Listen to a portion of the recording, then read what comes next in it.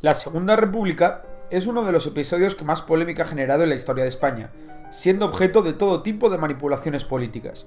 Por eso, es necesario aclarar qué fue la Segunda República y contar su historia desde el punto de vista más objetivo posible. La Segunda República comienza a llamar a las puertas de la historia más de un año antes de su proclamación. En enero de 1930, el dictador Miguel Primo de Rivera presenta su dimisión ante el rey Alfonso XIII, tras quedarse sin apoyos y sufrir serios problemas de salud. A la dictadura le seguiría una corta etapa de transición, conocida como la dictablanda, comandada por el general Berenguer. El término dictablanda surge porque el general Berenguer se quedó a medias entre la dictadura anterior y la restauración de la Constitución de 1876, anterior a la dictadura. El 13 de febrero de 1931, Alfonso XIII nombra como nuevo presidente del gobierno a otro militar, el almirante Aznar, quien convoca elecciones municipales para el 12 de abril. Como veis, que los militares tuviesen el poder político del país era algo común en España. Las elecciones municipales de 1931 se presentaban como un termómetro de la voluntad del pueblo español. Por un lado, los sectores más conservadores eran partidarios de la monarquía, mientras que los más progresistas e incluso revolucionarios ansiaban la Segunda República. En las zonas rurales, las elecciones estuvieron marcadas por grandes irregularidades, como muertos que votaron o caciques que obligaban a otra gente a votar por candidaturas monárquicas. Esto provocó que los resultados de las elecciones fuesen dispares.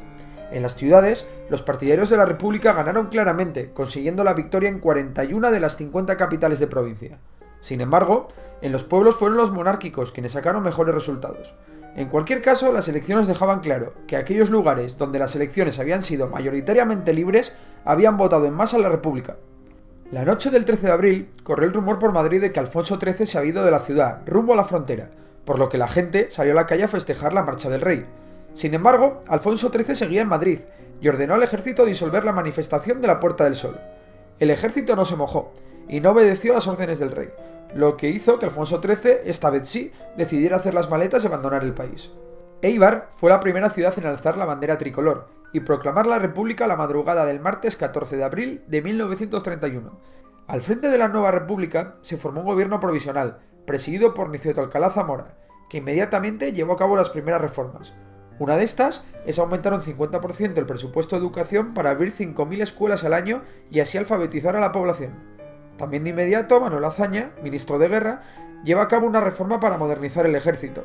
Esta nueva reforma enfurece al sector más conservador de las Fuerzas Armadas, que comienzan a distanciarse de la Segunda República. El 28 de junio de 1931, el PSOE gana las elecciones, seguido por un partido de centro llamado Partido Radical. De estas elecciones surge una etapa de 2 años con Manuel Azaña al frente, conocida como el Bienio Reformista. Durante el Bienio Reformista nace la Constitución de 1931, una nueva Carta Magna muy moderna que reconocía derechos como la libertad de circulación, la libertad de expresión, el derecho de reunión y manifestación, la libertad de asociación y sindicación, la limitación de la jurisdicción militar, el sufragio universal y la confesionalidad del Estado, es decir, la separación total entre Estado e Iglesia y la libertad de culto. La cuestión religiosa fue la que encendió mucho los ánimos de la Iglesia, ya que el gobierno reconocía por fin la aprobación del divorcio y del matrimonio civil. Además, se nacionalizaron parte de los bienes de la Iglesia y se prohibió a las órdenes religiosas dedicarse a la enseñanza. Por otra parte, el líder socialista Largo Caballero, al frente del Ministerio de Trabajo, establece grandes avances laborales como el salario mínimo, la seguridad social, el seguro de enfermedad obligatorio, una amplia subida de sueldos y la existencia de vacaciones pagadas. Sin embargo, el proyecto más ambicioso del gobierno republicano sería la reforma agraria. Esta ley tenía como objetivo devolver las tierras a los jornaleros y acabar con los latifundios mediante la expropiación de tierra a los grandes terratenientes del sur de España. Todas estas reformas y la creación de un nuevo estatuto de autonomía para Cataluña, a la que se le reconocían nuevos derechos como la creación de la Generalitat, enfadaron mucho a los sectores de la derecha más conservadores. Para acabar con la situación, un militar volvería a intentar tomar el poder político. El general Sanjurjo intentó un golpe de estado contra la República, que fue fácilmente abortado. Sanjurjo fue condenado a muerte, posteriormente a cadena perpetua y finalmente se le permitió exiliarse a Portugal. A pesar de todos los avances, la lenta implantación de la reforma agraria y laboral crea descontento entre los jornaleros, y hay varias insurrecciones anarquistas duramente sofocadas por la República. La dura represión en el pueblo de Casas Viejas crea un escándalo que hace dimitir a Manuel Azaña, el cual convoca elecciones adelantadas para 1933, primeras elecciones en las que las mujeres también están llamadas a votar.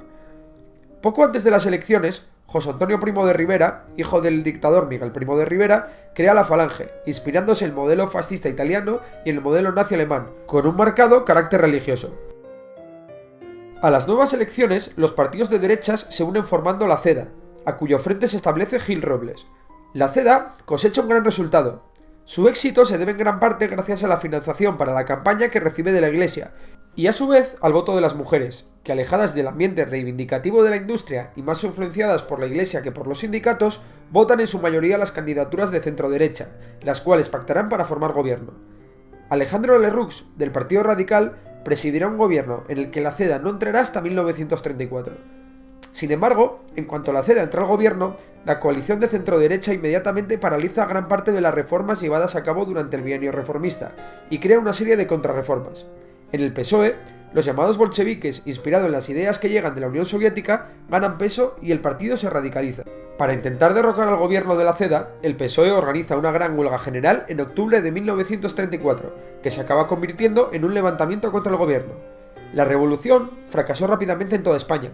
En Cataluña, el presidente de la Generalitat, Lluís Companys, es encarcelado. En Asturias es el único lugar en el que los anarquistas apoyan la Revolución de Octubre, y los huelguistas hacen fuerte conquistando las cuencas mineras asturianas y Oviedo. La revolución es duramente reprimida por el general Franco, dejando más de 1.325 muertos en combate y 200 más en la posterior represión, cerca de 3.000 heridos y 30.000 personas encarceladas, incluidos los dirigentes de PSOE y UGT.